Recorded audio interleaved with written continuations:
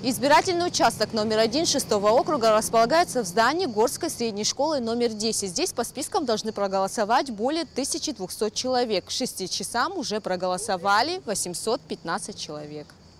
Кроме того, по дополнительным спискам на этом участке проголосовали более 180 избирателей. Как отмечают наблюдатели, весь день здесь была спокойная и доброжелательная обстановка. А что касается избирателей, то люди связывают с этими выборами большие надежды. Мы ждем улучшения нашей жизни в первую очередь, а там посмотрим, оправдают ли доверие наши кандидаты.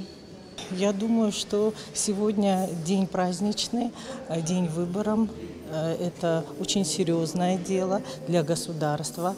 И я думаю, что будет все хорошо, все пройдет как нужно, как во всех цивилизованных странах. По словам членов избирательной комиссии избирательного участка номер 1 6-го округа, процедура голосования проходит здесь без нарушений.